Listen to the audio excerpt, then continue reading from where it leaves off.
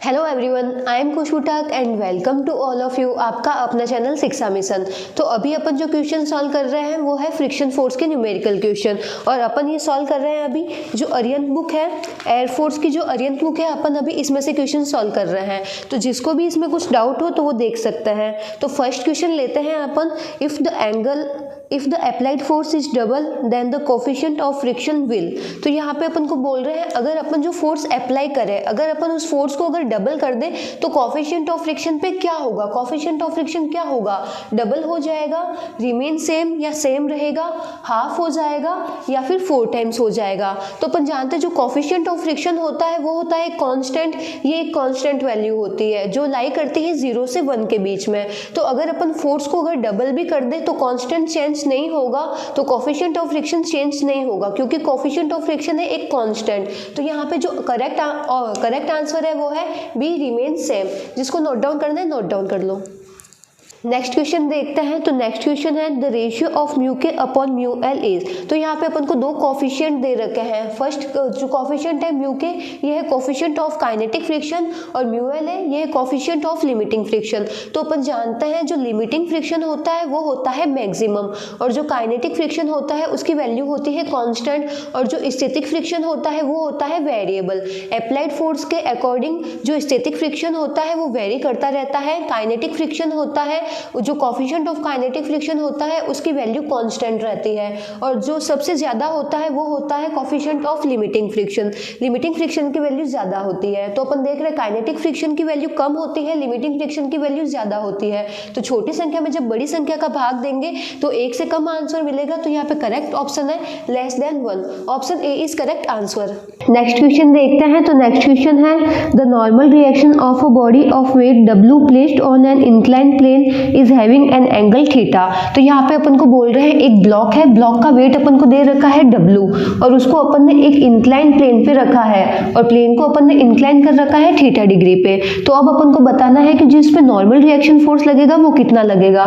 तो अपन देख रहे हैं जो ये ब्लॉक है, ब्लॉक का वेट एक्ट करेगा डाउनवर्ड डायरेक्शन में W। अब अगर इसके अपन हॉरिजॉन्टल और वर्टिकल कंपोनेंट लेते हैं तो अपन को इसका वर्टिकल कंपोनेंट मिलेगा W cos थीटा, क्योंकि अगर ये एंगल थीटा है तो ये एंगल भी हुआ थीटा। ये मिला अपन को W cos थीटा, और ये वाला अपन को मिलेगा W sin थीटा। अब जो नॉर्मल रिएक्शन फोर्स है वो है कांटेक्ट फोर्स। ये जो ब्लॉक है सरफेस के साथ में कांटेक्ट में है, तो ये सरफेस ब्लॉक पे लगाएगा नॉर्मल रिएक्शन फोर्स, और वो लगेगा परपेंडिकुलर, तो ऊपर की तरफ लगेगा नॉर्मल रिएक्शन फोर्स। तो यहाँ से अपन फोर्स को मैनेज करते हैं। अपन देखते हैं वर्टिकल साइड में कितना फोर्स एक्ट कर रहा है। तो नॉर्मल रिएक्शन फोर्स एक्ट कर रहा है ऊपर की तरफ, और W cos थीटा एक्ट कर रहा है नीचे की तरफ। तो यहाँ से नॉर्मल रिएक्शन फोर्स अपन को मिला W cos थीटा के बराबर, और ये मिलता है अपन को बी में। तो option B is correct answer.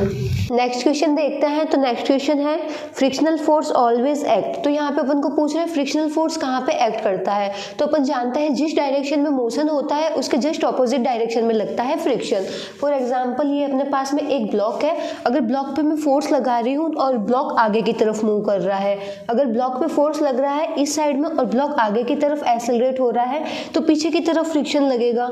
तो जो फ्रिक्शन लगेगा पीछे की तरफ, फ्रिक्शन हमेशा मोशन का अपोज करता है। जिस डायरेक्शन में मोशन होता है उसके जस्ट ऑपोजिट डायरेक्शन में फ्रिक्शन एक्ट करता है। तो यहाँ पे है against the direction of motion. Option B is correct answer. Next question देखते हैं। तो नेक्स्ट क्वेश्चन है the minimum force required just to move a block on a rough horizontal surface is 5 newton. The block fail to move when a force of 3 newton is applied on it, static friction is. तो यहाँ पे अपन को बोल रहे हैं अपने पास में एक ब्लॉक है, और अगर उस ब्लॉक पे मैं 5 न्यूटन का फोर्स अप्लाई करूंगी तो ये ब्लॉक आगे की तरफ मूव होने लग जाएगा। तो यहाँ पे अपन अगर 5 न्यूटन का मैं फोर्स अप्लाई करूँ तो ब्लॉक आगे की तरफ बढ़ेगा, जबकि यहाँ पे बोल रहे हैं अपन उस ब्लॉक पे 3 न्यूटन का फोर्स अप्लाई कर रहे हैं, तो अपन उससे कम फोर्स अप्लाई कर रहे हैं तो ब्लॉक आगे की तरफ नहीं बढ़ेगा। तो ब्लॉक है यहाँ पे रेस्ट कंडीशन में, और रेस्ट कंडीशन में जो फोर्स लगता है, रेस्ट कंडीशन में जो फ्रिक्शन एक्ट होता है वो होता है स्टैटिक फ्रिक्शन। तो अपन जितना फोर्स लगा रहे हैं ब्लॉक पे, तो ब्लॉक भी वापस अपन पे उतना ही फ्रिक्शन लगा रहा है। तो जो रेस्ट कंडीशन में फ्रिक्शन होता है स्टैटिक फ्रिक्शन, वो अप्लाइड फोर्स के बराबर है।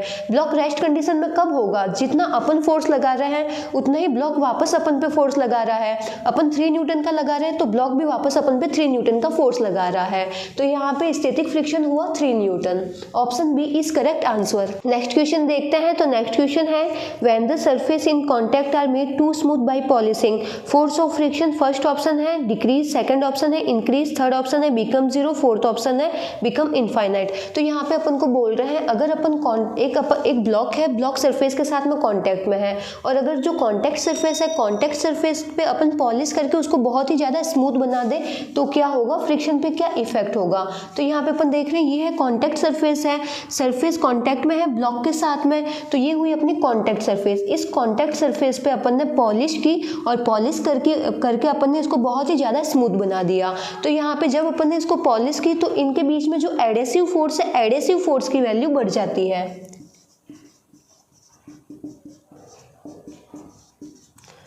जो एडेसिव फोर्स होता है वो डिफरेंट टाइप के एटम के बीच में एक्ट करता है। अपन ने पॉलिश किया तो यहाँ पे पॉलिश अपन ने जिससे इसको पॉलिश किया है वो एटम अलग है, और कॉन्टैक्ट सरफेस इसके टच में है तो वो एटम अलग है।